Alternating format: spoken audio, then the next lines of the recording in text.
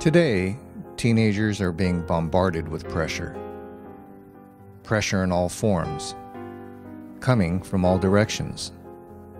Peer pressure, school pressure, family conflict.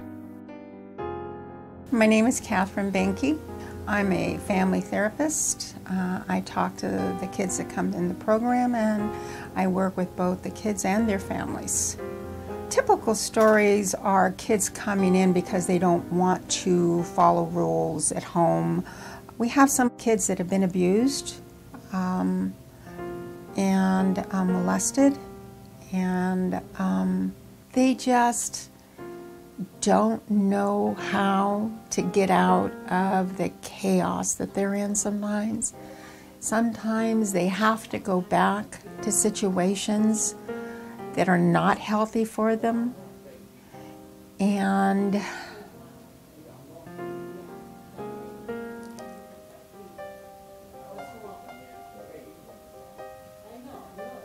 I know I have to send them back. For some, the decision to come to Safehouse is a matter of life and death. There is nowhere else to go. I ran away for like 4 days. Me and my mom, we got in a fight and I just left. I was like, you know what, I'm tired of fighting, and I left. And then I slept at a golf course, and then I went to school Tuesday, and a police officer came and got me in third period. And then I was like, no, I don't want to live with her, she's crazy, and it was really me who was crazy. And then we argued, and then he was all like, well, do you want to go home or to the safe house? I was like, safe house. She would yell at me if I told her no, she couldn't do certain things. She would go ahead and do them anyway.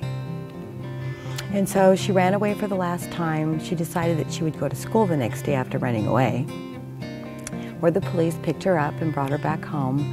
And I was at the point, because we had gone through so much together, that I couldn't help her anymore.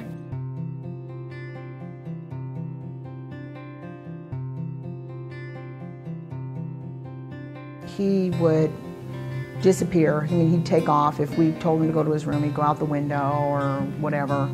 We never knew where he was. We would think he was in bed, and then the police would call us at 2 o'clock in the morning. I would just sit in the back room of our home, knowing the police were going to come up and hearing everyone in the other room screaming, and I would just cover my ears because I couldn't stand to listen to my son being taken again by the police. Counselors would say to us, don't even worry about school anymore. You just have to make sure he survives. Like I say, unless you're involved in it, you don't understand. It was awful.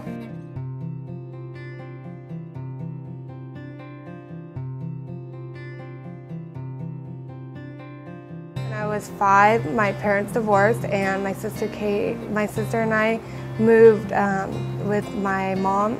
My mom moved around a lot. She wasn't a very good mother. She was never home. She was never out there, so I basically did what I wanted. I grew up a little too fast because I did help take care of all my siblings that she had with other men. She had 3 other siblings with 3 different dads.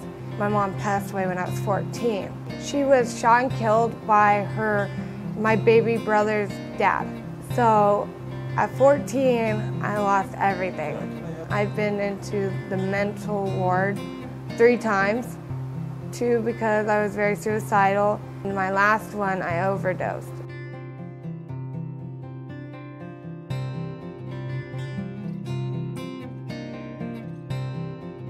What happens when there is nobody to hear the cries for help? When there is nobody to turn to and ask for help? Where do these young people go to mend their broken lives? Who empowers them and shows them the way forward? I took her to the safe house, where it's a godsend. All of the therapy that Megan's had, all of the help that she's had, this is it. It's great. I walked out of Safehouse without him, knowing that he was in a place that he was safe, knowing that he would be taken care of, and knowing that he would learn some tools there, no matter, even if he didn't use them then, he would know them later on down the line. And it was such a relief to get out of that place and just sit down in the car and just go, oh my God, I can't believe he's not in the back seat terrorizing us.